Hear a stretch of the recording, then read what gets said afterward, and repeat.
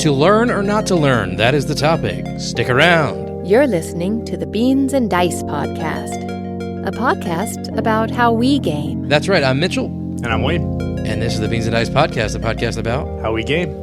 Well, Wayne, you had a busy weekend, didn't you? I did. 5 days, yeah. Yeah, I loved living vicariously through your pictures and stuff on Discord. I appreciated all the nerddom, especially the newsies as a theater guy. Yeah, the newsies. I wondered if it was a little much. Of course not. Because I was like the only one of the whole crew that went to Dragon Con, and I'm posting all these photos, and but I know some people. I know Sam enjoyed them, and Jim, and some people commented, so it was kind of cool seeing people comment, and it's fun. For those of you who don't know, I mean, I've been a long time kind of Dragon Con attendee. Dragon Con is a giant nerd convention, so it's different than Gen Con. It's kind of like if you took a Gen Con, Comic Con, Goth Con, Movie Con, like it's everything, right? So I mean, and it goes into the professional realm too. So like at Dragon Con they have tracks, right? And so there are different tracks for things. So there's a musical theater track. There's a Trek track. Oh wow, I didn't realize it was a musical theater track. Yeah, or it's they're starting to do one, and they're doing more musical theater stuff, and they're trying to get their own. But right now they're kind of helping. They're in like Brit Lit and so there's British literature. There's a Tolkien track. There's Trek track, and what it is so Trek track is a bunch of panels, whether that be a meet and greet with George Takei or a speech from William Shatner, or a astrophysicist talking about the science behind Star Trek, right? It can be kind of, so it goes intellectual nerdy to like nerdy, right? And then there's comic tracks, and there's movies, and then, everything you think of, and then robot battles. So we took our 9-year-old this year, and him and I went Sunday morning, and we went. This was his first year? First time he ever went. Yeah, he had a blast. But like on Sunday morning, we went to robot battles, and it was, a giant ballroom with a, arena in the middle, and it was like the TV show Robot Battles. Wow, that is so cool. Yeah, and they had little 1-pound robots all the way up to like the big guys, and like we went and we were watching the 1-pound fights, and it was cool though. Is all the builders were in one area, and you could go and walk around and look at the robots, and we were asking questions, and we were talking to the guy, and we were talking to one dude that's been doing it forever. Him and his kid were there. Excuse me.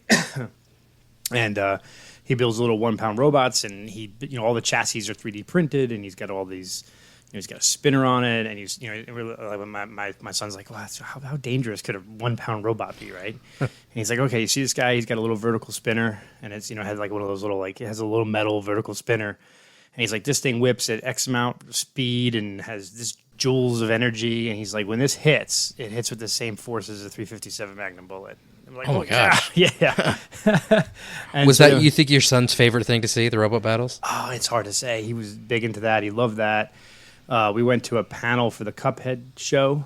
Mm-hmm. You said your friend worked on that, right? Yeah, it was all. Yeah, my college roommate is the voice of Mugman, and so we went into a panel, and him and the other 2 voice actors were up there, and I tell you what, they did a really good job because we're in the middle of the SAG-AFTRA strike, and they couldn't say the name of the show, they couldn't say the name of their characters, they couldn't talk about movies they were in. Wow. Yeah, they can't say the specifics because it's like where how does that fall in with the strike? It's because the name Cuphead is owned by Netflix, right? And so because if he mentions that, then he could be like breaking the contract or breaking the strike, or there's all kinds of weird rules. So what was the name of the panel? Like, how did it clue people in? Well, Dragon Con can call it that. He can't because he's a union member. So like they would like come up with different names, like I play the broken receptacle for coffee, or whatever. It was just it's fun, but they really handled it well, and it was kind of cool. And I think I was sitting in the audience, and he's just talking about how through high school and college he played D&D, and he used to like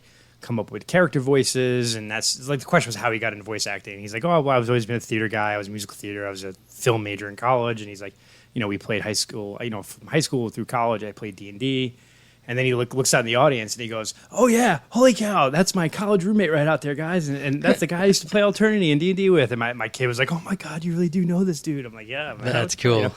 And then we went and did a meet and greet with him afterwards and got autographs of him and the cast and stuff. And my wife's a big theater person. And Wilson Cruz, who was famous for playing in Rent. He was also in My So-Called Life, and he's currently on the new Star Trek. He's the doctor in the new Star Trek. Oh, cool. On one of the ones. that the one that just had the musical episode that went No, kind of not viral? that one. No. He's on the same one with Anthony Rapp, actually. I think it's... Oh, okay, yeah. And so we saw him, got a meet and greet with him, so that was cool. And then just the costumes, this cosplay is better there than probably anywhere else you can think of. And so walking through the hotels and seeing all the cool cosplay. And then just, went to the game room area. They have a huge, conference, hall. It's a convention center where all the games are. And then they have a whole section with all video games and Japanese and Korean video games and all the stuff. My kid was in there forever playing. And so that's just cool. I mean, so if you have a nerdy, geeky hobby of any kind, there's a whole crap load of it going on at Dragon Con. And so you could do nothing but comic book stuff, nothing but goth stuff, nothing but theater things, nothing but musicals, Tolkien, right, whatever. It sounds like something I need to bring my family to. It's pretty cool, yeah. Yeah, I mean, we're all pretty much geeks in different ways, but man, it sounds like, because we had talked about in weeks past, like I'm hesitant to bring my kids to a gaming con because I'd struggle balancing, but something like that, I think there's a whole kids track where there's events for kids, and we went, there was a board gamers, we all know Werewolf, right? So Mafia Werewolf, they created a version of it based on Among Us. Oh my gosh, so my kids would flip out. Yeah, they had little tables set up with tasks, and the kids would have to go run and do the tasks, and if they complete the task, then they get a little thing to fill up the ship. My kids would not let me leave that room the whole weekend, I guarantee, as long as that was open. Yeah, it was a 3 or 4 hour event. You got to do it. It was a couple times. It was fun, but those kind of things. They have all, and then they have actually. I think I'm pretty sure it's still true, but pre-pandemic, the largest parade in the city of Atlanta every year. So bigger than 4th of July, bigger than St. Patrick's, bigger than Thanksgiving, the Dragon Con parade, where they have thousands of people in costumes, like an entire legion of stormtroopers, walking down the street, right? So, yeah, it's cool. You can find a lot of stuff. So we enjoy that. So any proper gaming on your part? No, not really. It was just no. Between my kid and all the things we're doing, it was really. I brought a couple of small games with us, but we really didn't get very much actual gaming in. So, it sounds like you had a blast. Regardless, it is possible to have fun without board games. It is, and that's really Dragon Con used to be a big board gaming convention for me, but now Dice Tower East and Necronomicon and closer things are more like that. And a lot of my gaming guys have stopped going to Dragon Con in the last few years because of other things, kids and family and stuff. But probably the next year or two, they'll come back and I'll do some more gaming. But this was definitely. Yeah, it's just cool. I mean, it's 75,000 people. So, man, they need to recruit you for marketing because now I want to go next year with my family. There you go. We'll see. Well, my weekend was not nearly as busy as yours, but I did get 3 solid game days in. I actually gamed every day except for Labor Day. I spent Labor Day with the family and friends hanging out. But there's one game I want to highlight that I played over the weekend that was really cool. I'd actually never even heard of it before. It's from a publisher I've never even heard of. So the game is called Ice. It's capital I space capital C space capital E. So I don't know if it's supposed to stand for something, but I'm just calling it Ice. It's from This Way Games, designed by Bragu and Samson F. Perret, something like that. And you are basically on this Arctic expedition, and you are digging down through the ice to try to find artifacts. And the setup's a little crazy, but it's literally there's 5 layers. So I guess it's a 6 or 7 cardboard thick base that you make, and then you place the ice sheets in, kind of like in a circle, and you start at the top, and you dig down, and as you find artifacts, you can use them to do different powers to help you dig deeper into the ice, and you can send them off to the city, but once you send them off to the city, then you can't use their powers anymore, but if you don't send them to the city, then you can't fulfill your objectives, because it's the people, who are, I guess, buying the things that you find in the expedition. And all I can say is, if you guys are listening, definitely recommend just going to look at pictures of it, see if you could find what I'm describing, because I don't know if I can do it justice. I'm looking through BGG right now, and it's okay, there we go, I found some. At first, it was just all the art. But if you find one of the actual board, and you can see how you start getting deeper and deeper. We actually streamed it on Board Game Gumbo with BJ, and it looked really cool from the top-down camera. It really looked like we were delving deep into the earth. Have you heard this one, Wayne? I have not heard of this one. And looking at the board, it looks like it's a 2-inch thick board almost, or 1.5 inch sort of thickness, and then you go down, and woo, the geek market price. Oh yeah, I'm sure it's very expensive. It took Yeah. I think over almost 3 years from the Kickstarter to whenever it just delivered. So it's got magnets embedded in the side of the cardboard because the base is so big that it's broken into 4 quadrants, and then they magnetize together, and then you build the board in the hole that gets deeper and deeper. Wow. Yeah, this looks crazy complex. I mean, as far as the board and the mechanics are fairly simple. The strategy is deep, but it took a math brain to figure out those hexes because whenever you remove one of the hexes of the snow or the ice, you then see the corners of three other down. ones. Yeah. Because otherwise you could just delve straight down in a line. Right. So it slowly gets smaller to where you have to uncover the other ones on top of it. Yeah, so they overlap each other a little bit. Right. That looks pretty cool. Yeah, so I don't know if anybody listening has this because I'm sure it's expensive and the Kickstarter's just delivering. But if you guys get a chance, I highly recommend it. It was a lot of fun. Check out the Board Game Gumbo stream if you want to see how it plays. That was on Friday night. That's really cool. I like it. So cool. Oh, and just to go the other big track at Dragon Con, I know I'm circling back. I just popped in my head. There's a whole digital media track, right, of panels. Oh, you had mentioned this. Yeah. Professionals and people that are in the podcasts and video game and streaming and all this stuff. And it was cool because they have ones on the technical side, like equipment, and then how do you build your brand, and and it was cool because you see all these people that have been doing it forever. There's one guy has been doing a podcast for 20 years or something. You're like, holy God. Did he invent podcasts? Yeah. He's like, I've been doing it, since the mid '90s or whatever. Like when people started having downloadable music on their computers, or whatever. But it was just pretty cool. I mean, I definitely have some notes that I'm gonna for those we have, those of us that are on the show have kind of a message in Discord where we'll talk back and forth. So I've got some ideas and things on what to do, but it's pretty interesting. They have a whole Discord server just for digital media where during the year people can ask advice and ask help and things like that. So it's cool. I love the communities here. You have this. It's daunting when you hear 75,000 people at a convention, but it's really smaller communities because if you're a Tolkien person or a Trek person or a digital media person or you go to that and that's maybe 1,000 or 2,000 people that are going to those various sessions. So yeah, it is cool. So yeah, definitely. But this would be utilize some of that. yeah. So I'm all researching 3D printers now because after my kids saw the guy was 3D printing the stuff from the robot battles, and then I'm like, oh, okay. So just keep in mind it can get expensive. I have buddies that buy them, and then after a while the parts break. You got to replace them. Yeah, I mean, like anything, I guess. Yeah, but that'll be the next thing I'm getting into. Is I think pretty Christmas cool. is buying that. So yeah.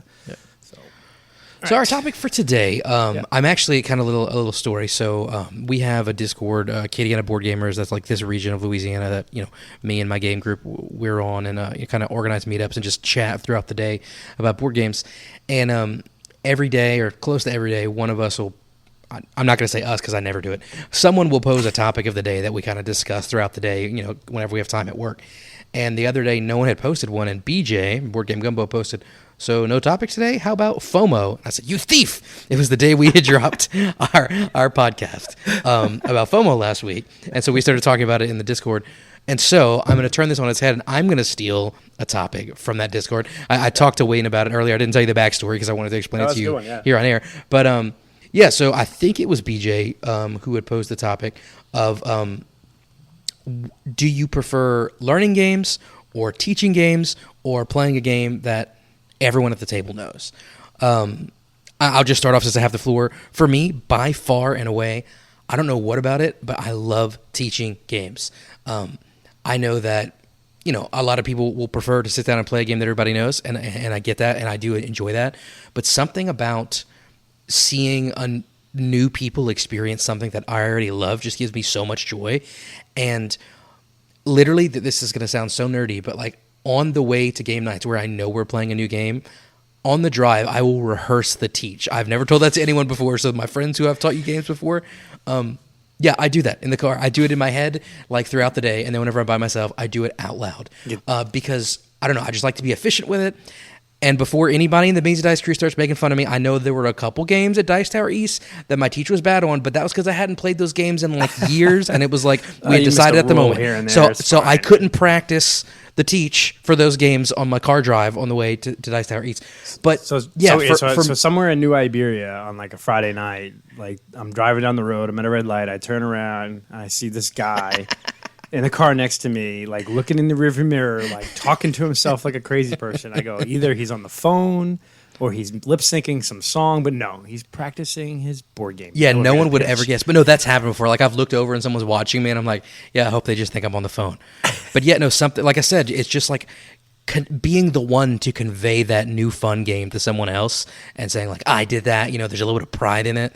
And then of course, whenever you do it and it falls flat, even though you didn't design the game, you know, if you kind of set it up to be this great experience and it falls flat, of course that's okay. But also for me, it's just like, oh man, I wish they would have liked it. What about you? What have you? Which of these three do you prefer? I think it might be good. So you've talked about teaching new games, right? And I think I'll talk about that. I'll talk about that too, and then let's talk about the joys we get from all three, and then we can maybe circle back at the end as to like which ones we think is what we prefer, right? I know. I guess a spoiler alert on mine. I kind of just told you that I rehearsed the teach, but go ahead. But so I kind of like them all. I'll be honest. I don't know if I would want to pick either one. You know, I really. So I'll start with teaching a game, right? I love teaching games. Some games I screw up teaching, probably because if I don't know the game super well, I'll go back to like Jim and Sam. The first time I taught them First Rat, and I started out saying like it has this like, you know, it's like Candyland, right? And then that immediately like was the wrong thing to say. Like that's something I should have said like after we played around. Like, hey, doesn't this kind of remind you of like a more complex, the kids game, you know, the Candyland mechanic or the Sorry mechanic. But I think I went. So you can screw up teaching a game the first time if you don't know it well enough. But I will say that I do love teaching a game that I love to play or one that I think is just really cool. So like I love teaching Castles of Burgundy. I love teaching Rococo because it's a unique game. It's a cool game. I also like you taught me Castles of Burgundy. That was a good teach. Yeah. So I don't like teaching a game that I don't know really well myself. Because I feel like if I miss a couple of rules, it may sour the person's experience with that game. But I love teaching games that I know really well, and I love teaching, you know, because I've been collecting and playing board games for 22 years-ish. I have games that are out of print or are hard to find. And so I really do love taking out those old gems and showing people, hey, look at this cool game from, you know, back in the day that's out of print. Like Aladdin's Dragons is one that I love. Which is Richard Brees' game, who went on to make all the Key games, right? This was like one of his first games. It's been remade a couple times, or taking out Union Pacific, or taking out like, you know, Rococo before it got reprinted. So I really enjoy that because I love showing off cool games to people and teaching them and having people love and enjoy it. So that's the joy I get from playing a game from the first time. The downside to that, though, is some like those games like Burgundy, like Rococo. Are examples of games that are a little more complex. And so if you're not a very experienced gamer, it's hard for me to not kill you in that, in that first game. Right. Go ahead. There is a certain, I guess, joy. Again, I'm weird about these teaches, obviously. Whenever I can say, hey, you know how this game does this? It's exactly like that. Or if I just say, you know, draft, and they know what that means, you know, and not having to explain that, being able to find those little shortcuts to just hurry up and get the game to the table. And it is a different tact that you have to take whenever you're teaching unexperienced gamers. The other day, I had some, they're not new, I wouldn't say they're newer gamers, but the kind of games they play, like Catan and Munchkin and stuff like that, you know, they're more mass market, lighter stuff. And they happened to be over, it was the first time or the second time we were gaming with them. And I was trying to teach a very, like, heavy game. I don't remember what it was offhand. And like they were joking around, goofing off. And like the first couple times I just kind of like waited. And then after like the fifth time, I got a little frustrated with them because, you know, I take this very seriously and they don't take it seriously, which is fine. But I know they're going to have no idea what to do because they haven't played a game like this before and they're not paying attention. So that's definitely something where I struggle, where if people are, I love teaching, but if people are not paying attention, it can get me frustrated, which in turn gets them frustrated. Yeah, because then later on they'll be like, "Oh, you didn't tell me that." Like, no, yes, I did. Yes, I did. Yes, I did tell you that. But I think, and that's the hard thing is if I'm teaching one of my cool games, old out of print, or just all games I love, to members of most of the Beans and Dice crew, right? I'm not going to worry about it, right? Because I'm going to give them the game, and they're going to be able to be competitive. And in fact, I even, like the last weekend, we talked about it before, a bunch of us came over to my house, we did as many games as we could in the 8-hour time period. They were all new to most of us, and different people won most of the games, and they were all fairly close, so that's great, right?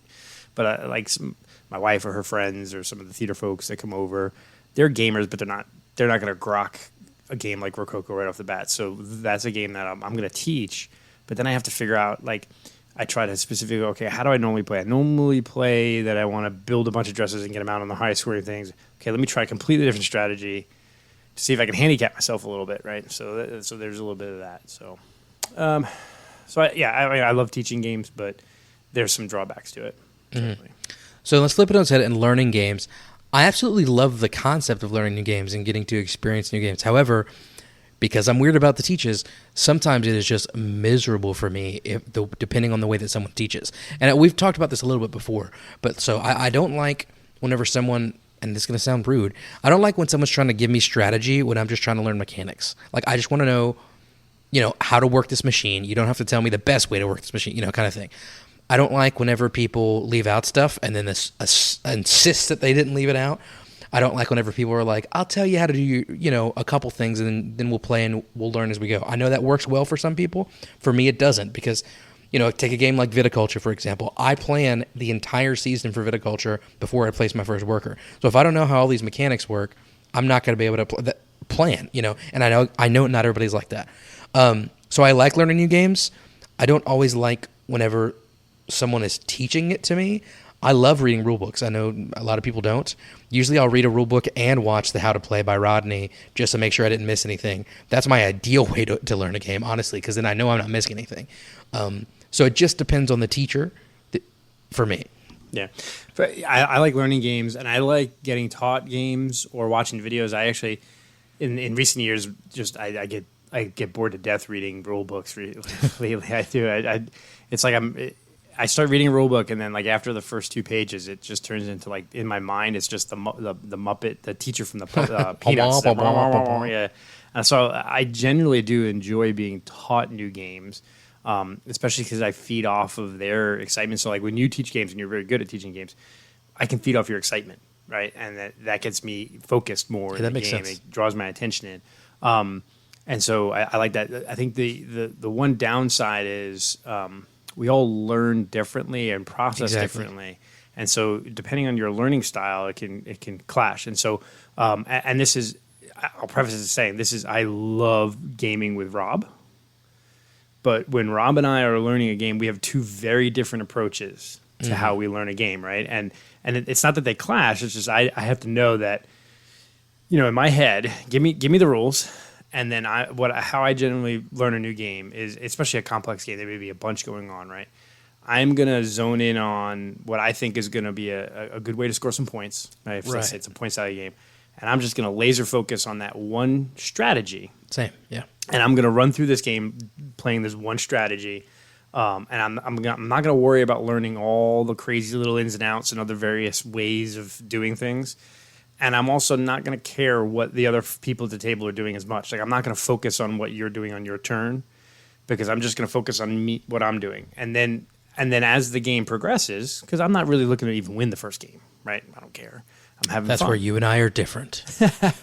Well, I mean, I want to win, right? I always want to win, but I don't mind losing if I'm learning the game. And then as the game progresses and I get comfortable with the laser focus that I have, I'll then start branching out and looking and figuring out things, right? Rob wants to kind of watch everyone's turn and learn everything and then process that. Yeah, he's very, very thorough. Very thorough, very methodical. And that's why I think what's funny is I generally do fairly well on my first play of a game because I just laser focus, I score points, right, and done. But that's sort of like a early adopter bonus, right? I start off really well, but then that's the 3rd and 4th and 5th plays. I'm still kind of learning some of all the little details in the strategy, right? Where Rob has maybe have gotten that because he took more time the first game. So I think it's actually been fun for me playing with a lot of the different people in Beans and Dice because I've had the same game group for years, and in the last couple of years, the Beans and Dice folks, you have different learning styles. Different, and it's cool to see how different people learn different games. And I just need to sort of check that a little bit sometimes and realize, okay, I already know what I'm going to do. I'm ready to go. I'm ready to start playing. Okay, I know it's going to be, we got to give other folks some time to process the way they want to process the game as well, which is totally cool, and it's a good way to learn too, because I think that the early adopter model that I take where I laser focus into things on 2nd, 3rd, and 4th plays, I tend to just default back to that original strategy and not necessarily try new strategies. And it's one thing that I wish I need to improve upon. A lot of people in my game group, whenever they play new games, they just call it pushing buttons, pulling levers. They're just going to try everything out, see how it works. Maybe this game try it one way, that game try it another way. But I'm more like you. I kind of zone in on what I think is going to do good, and hell or high water, I'm going to stick to it, at least for that game. Right. And usually in later games as well, even if I know it's not the best way, I don't know if it's like a personal challenge to myself, like, you couldn't make this work last game, see if you can make it work this game. And that may be why, like, a game like Tapestry or even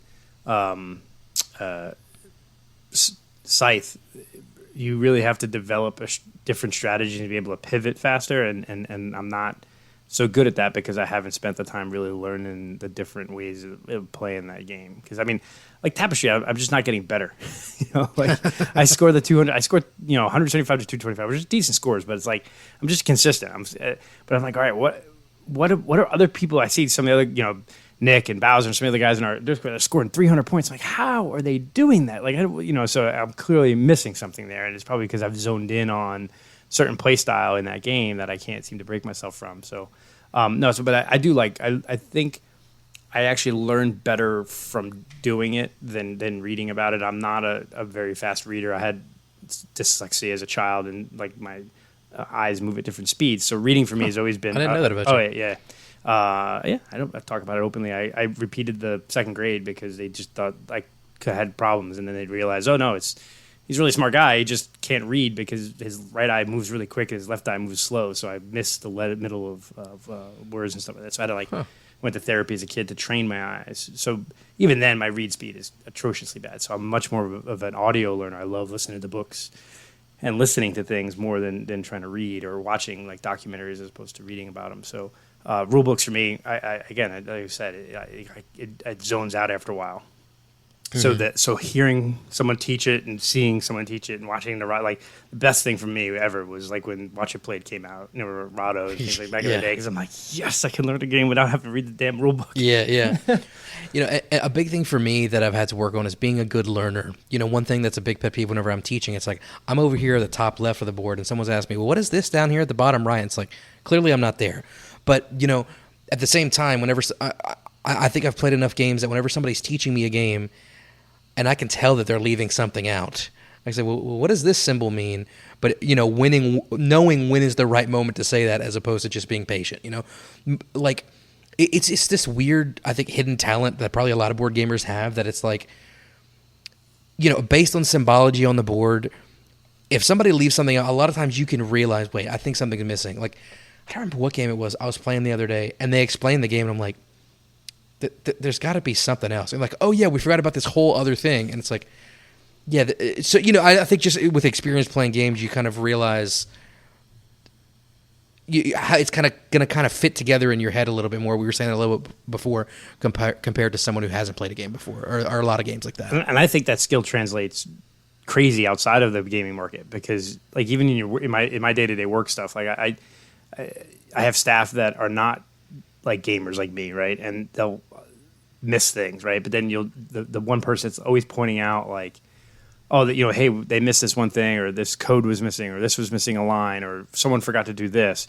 It's usually like a gamer, right? That not even just a board gamer, but any kind of gamer, because they have that ability to like find the missing parts. But yeah, I get what you're saying. And that's part of it too. Is me learning a game is I'm always like, immediately you're teaching the game and I'm already thinking about like, okay, well, how am I going to score? Or what's that little spot? Yeah. What's that spot for? Well, even what I'll do whenever someone's teaching a game, no one at the table knows it but them, so they're the only one setting up. Setup's going to take a while. I'll even start like reading the rule book and getting some of the terminology in my head so that whenever they explain it, I can kind of connect the dots a little bit better as well. Yeah. And so I think that, I mean, for me, it's hard to say whether I like teaching games or learning games better. They're really, it's pretty tight. I'm still not sold either one. So don't call it yet. Let's talk about the third part. You got to do the third one. You already called yours. So you're out. Yeah. So, well, see, so folks listening, out there, we made a decision last week that we're not going to get on Zoom and then talk about what we're going to talk about. We're just going to hit record, because we've missed so many great recordings. Sorry, so many great conversations because we hadn't hit record yet. So the bad side of that is we didn't really plan this out. No, we that's literally fine. We got on Zoom. I said, "Hey, you sound a little loud." He fixed it, and then I said, "Hitting record." So, but this works though because all improv. Because we know that like you are really good at teaching games, so that is clearly your forte. And that's your number one. My number one, I don't know yet. I have to think about it. So going to the third part. Yep. So playing games where everybody at the table already knows. Now, a couple years ago, I would have been different because there are certain games that, and I think it had to do with my game group of a few years ago. We would just play the same 5 great games into the ground. Like literally, my Terraforming Mars game is in an Amazon box because my Terraforming Mars box exploded because we played it so often. Champions of Midgard, Scythe. A few of those staples that were the really big games a few years ago, we would just play. We would set it up, play it, set it up again, and not even tear it down 4 times back to back, then do it with another game every week. However, I think I a little bit kind of shot myself in the foot. A couple years ago, I'm sure you've heard me mention my buddy Jeremy before. We started gaming together a lot, and we both had these sizable collections, a couple hundred games, with very little crossover. So we just had very different gaming tastes. And so Jeremy, he's a data kind of guy like you. He made a spreadsheet and which games crossed over and didn't cross over in our libraries. And we made it our goal that as quickly as possible, we were going to make it have 100% crossover, at least with our plays, And so every time we got together, we were only playing games in each other's library that one of us hadn't played for probably a year, because the problem was we kept buying new games and then it kept growing, and we got to the end of that. There's still a couple hanging here and there, but for good reasons, like a campaign game or something, we didn't feel like starting.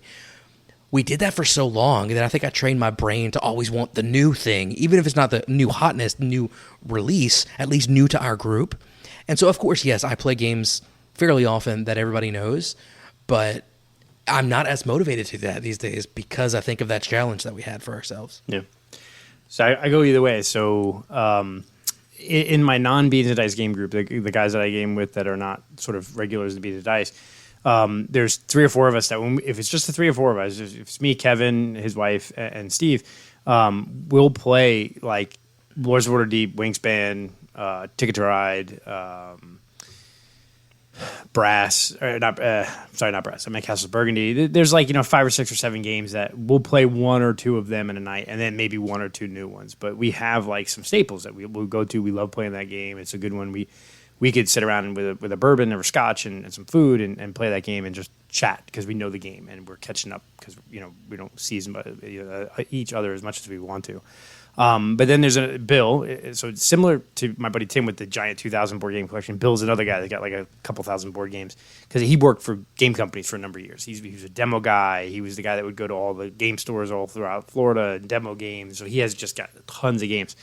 Man, if Bill comes to a game night, he's bringing 4 games that you've never seen or heard of or are popular that no one's played yet. Right? He brings the new hotness, or he brings older games like Hadara. He brought a Hadara a couple months back, and we had never played it. Oh, that's a great game. And Passing Through Petra and all these other games. So, that's a good game. Yeah, really, I didn't like that one very much. Okay, sorry. It was all right. No, it was all right. It was not as good as Hadara. I just because we played both those the same night. But anyway, so that's I miss that though sometimes. We joke sometimes. Oh, Bill's coming tonight, so that means we're playing 4 new games, right? And so sometimes it gets a little sad because you're like, well, man, we haven't played a game of Lords of Waterdeep in a year, or we haven't played. And I love that game. It's one of my all-time favorites. Or hey, I'd love to get Castles of Burgundy to the table again, so type thing. So I think there is something to be said. I love playing games that everybody knows because there's a familiarity there. You don't have to teach it, so you can just set up and start playing. So you save time, especially in a game night. If you're gonna play, if you only have a 4 or 5 hour window, if you're teaching new games, you're gonna suck, an hour and a half out of that game night teaching the game. So it's good if you're playing a games you can just crank them out. The other benefit too is sort of how good people are. The 4 of us play Castles of Burgundy. We know it's gonna be a pretty tight game. You know what people are going to do generally, what they're going to go for. And you can kind of do other things while you're gaming. You can kind of go on autopilot a little bit and chat and catch up. And there's a lot of times as adults with our kids and our families and work and travel and everything else that you may not see your friends as often as you wanted to, as you would love to, as you did in your teens and 20s type thing. Yeah. So playing a game on autopilot, like, busting out Loads of Waterdeep, we're going to have some fun conversations talking about D&D and all those other things, and have have a bourbon or scotch while we game, and not have to have a crazy focus because we know the game well enough. So I think there's some comfort food about that's a good way to put it. Yeah, it's good, BJ and I were just, I keep mentioning BJ as if, like I said, he's got to come on the podcast sometime. But we were talking about that the other day because we streamed the other night and we played several games. One of them, the one I brought was Archaea Society, and I don't know, there was just like a lot of table talk and like a lot of talk with the chat. Like, so one of the viewers was like giving us board game trivia questions, and just afterwards I was like, I didn't think it had landed because like it seemed like people weren't focusing on the game. And like I said a while ago, that's a little disappointing, whenever that happens. And BJ was like, "No, we really liked the game." And it was just like, he's like, "There's something special about a game where you can still have that table talk, still be joking around, goofing around, interacting with the chat, but also still focusing on the game." And it kind of changed my perspective on it a little bit. That's a good point. Even though, I mean, it's kind of off topic because they were learning the game, but a lot of them had played Ethnos already. So, right. So there was a familiar. And I think that's a big thing too. Is like, if I'm learning a new game and it's a big so Arc Nova, right? I threw that one out because I've been playing a bunch of it lately. And I go, first time I learned that, I don't know how much conversation I actually had because I'm sitting there focusing and reading the cards and trying to figure everything out, right? And so, but busting out, Wingspan or Lords of Waterdeep that I played a ton, man, I know what I'm going to do. The moment I grab the cards, I'm like, I know what I'm doing. All right. But now let's start talking. Mm-hmm. How are the Bucks this year? They're going to beat the Saints. Yeah, they are because the Saints. We don't need to talk about the LSU game the other night. Ooh, yeah. Anyway, let's change the topic off of that. No, I'm joking. Yeah. But no, and even there's other benefits as well because, like I said a while ago, you can zoom through those games. I mean, me and my friends, that whenever we were playing Champions of Midgard or Scythe or Terraforming Mars back to back to back. Not exaggerating. I know that some of those are longer games. 30, 45 minutes, we're done. So we can get more games in. And I know I get ragged on about, I'm just like, play games as fast as possible to get more games in. But it's not a rush in that situation because we're also comfortable. We know what we're doing 20 turns before we do it. Right. Especially in a game like Scythe. I lost my train of thought, but I'll let you talk and then I'll remember what my next thought was. So, I mean, circling back, so you have the 3, and I think you've got the... when you're teaching a game, you have this excitement factor in you get your own endorphin rushes of teaching somebody and showing off to new people things that you love, right? So it's just like, I have a painting on my wall. I love talking about the painting. Or, hey, I love making a cocktail. So I love making, a smoked Manhattan for somebody for the first time. And here, try this. Do you like it? What do you think? Is it cool? So you get that endorphin hit of showing off your work, or things you love, or things you have, or things you've collected. Being taught allows you to experience somebody else's joy, right? So like when you're teaching a game to me, I get excited because I can feed off of your excitement, right? So there's kind of some endorphin rushes and flow going each of those ways, some, dopamine hits sort of in both of those avenues. And then the other one is just, like I said, comfort food. I'm playing a game with my friends. I know them, they know me, we know this game. We're going to be able to BS and talk about other things and joke and talk about previous con experiences or how you're doing or what's up with your kids. That gives you a connection that you don't get as often when you can't hang out with your friends as much. So you're catching up and you're using that time sparingly. So, I mean, I think all 3 kind of have like, I can't pick, man. It's a tough one because I think it really depends on my mood. Like when I go to Dice Tower, like the example of the Dice Tower Con, I want to learn all the new games, right? So I want to, I don't necessarily even want to teach my games. I want to learn and experience those games. But if we go to a game day, like at a game store, I'd love to teach my games and bring my new games. But then when I go to a game night, I just want to play games I already know. So yeah, like you're saying, there's a time and a place. Like, for example, I had friends over the other night, and it was like 11-something. They wanted to play one more game. I'm like, all right, one we know, right? And I'm like, yeah. Like, you don't want to start teaching a new game whenever everybody's slogging along. But I want to comment. I remember what my train of thought was. There you go. You were mentioning like the comfort food thing. Whenever someone knows a game, everybody knows a game and they know it well, I feel like me as the host, because a lot of times, it's at my house, I can relax, right? Whenever I'm teaching a game, I never have a break because even if I know the game so well that I know what I'm doing on my next turn before this turn is over, I'm having to watch and coach and see, are they doing things right? Are they understanding, and offer support as possible. So, and you can do that whenever we all know the game, and not whenever you're the one responsible for making sure they know what's going on. And I think that there's a lot to say about that. Yeah, there's a one tangential one is what happens if it's the two of us and Carlos and Rob, we sit down at a table and none of us know a game. And we just got a brand new game and we're all teaching each other the game. Is that a slightly different aspect? Because maybe one person kind of takes the alpha in there, right? So maybe one person's setting up the game board and going through the rule book, but we're all kind of like learning it together.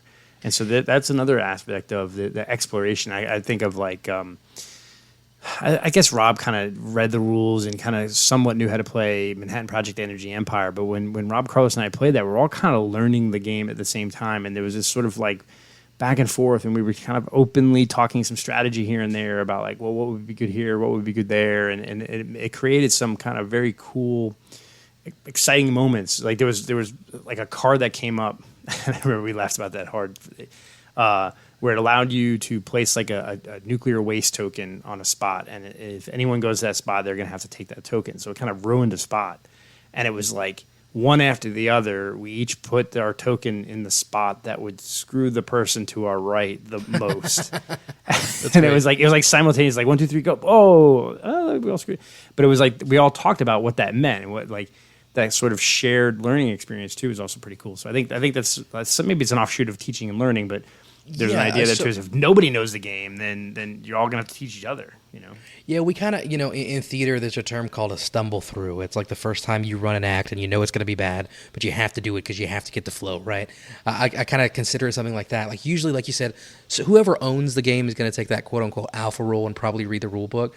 But if we know we're going to be playing a game that they have never played before and they're going to be teaching it to us, usually they'll say like, hey, look, watch this video so you're at least kind of familiar. That way, if I don't have all your questions, maybe you'll be able to answer them, kind of thing. And yeah, it's very much a team effort. And yeah. I do like those times, but also, despite my criticisms of bad teachers, I think the experience of a teach, whether it's by me or a teach from a good teacher, is part of, like you said, experiencing their excitement. Yeah. And you lose a little bit of that whenever you're working on it together, but it's also beneficial in a different kind of way as well. It's like give and take. Yeah, I think sort of in closing my thoughts, I think I would probably err or lean towards the idea of playing games I know. Because of the comfort aspect of it. Like, because if I'm playing games I know, that means I'm with my friends or Beans and Dice crew folks, the family, and we're catching up, and I'm honing in on the social aspect of the gaming as more than just the nuts and bolts of the game, and I'm a fairly extroverted individual, and I feed off of contact, and I think coming off the pandemic the last couple of years, anytime I can get out and get more contact with friends and family and just hanging out like a Dragon Con, like going to 10 of my friends, we're all hanging out, we're doing things together, those kind of things. So I and it's familiar, like we're doing those same things. We go to the same bar, we go to the same, place for lunch and those kind of things. So I think of the three, I would probably most times go towards, let's just play something we know so we can have a good time socially. But I think the other two are just as good. I figured we would differ, but I wasn't sure if you're going to pick that one. Interesting, but it's a very edge case for you, it seems. Yeah, they're all kind of they're all close. I mean, if it's they're A, B, and C. They're real, they're all real close. What was in the I guess in the other group Discord that you're moonlighting on us here from the Beans and Dice area? What was the general thoughts and consensus amongst that crew? Because then we'll have to compare to see when our lovely not fans, but lovely community members of Beans and Dice comment in the Discord server what their thoughts are. It'd be interesting to compare.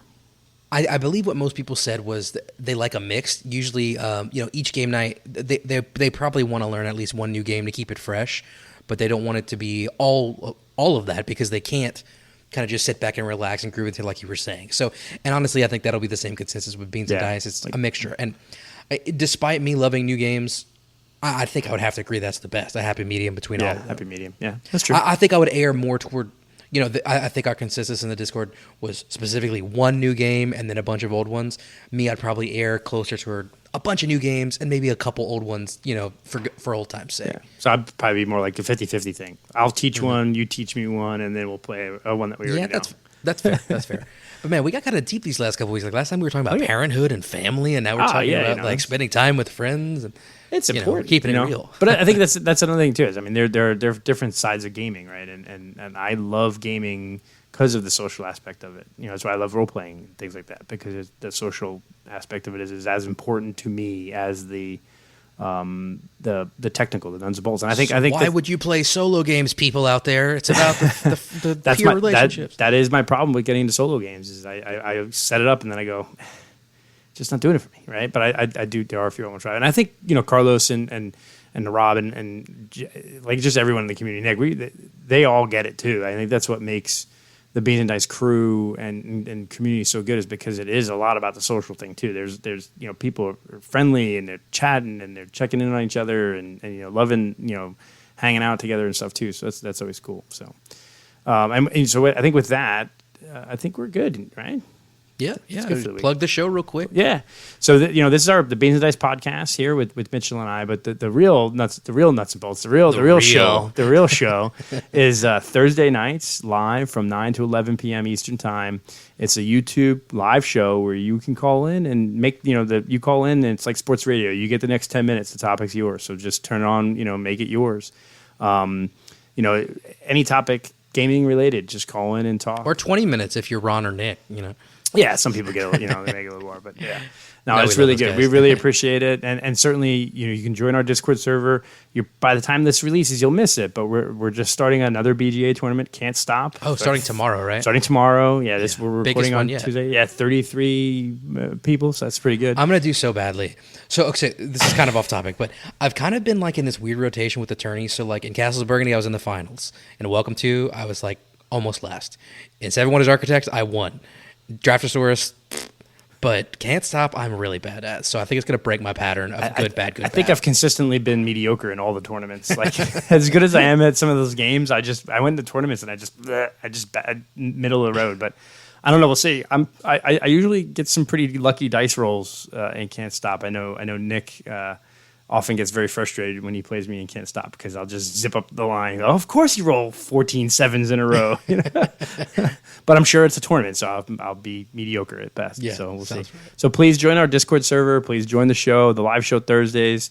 Love to hear from you. Comment, like, subscribe, all that stuff. And let us know your opinion on this topic. Yeah. So can't wait teaching, to hear what everyone learning, says. Everybody knowing everything, or a mixture. Yep. And if it is a mixture, which it probably will be, tell us which way you lean toward. Yeah. Well, all right. With that, I'll go ahead and say I'm Mitchell. And I'm Wayne. And this is the Beans and Dice Podcast, the podcast about how we game. Take it easy, folks. Take it easy. Thanks for watching the Beans and Dice podcast. Don't forget to like and subscribe.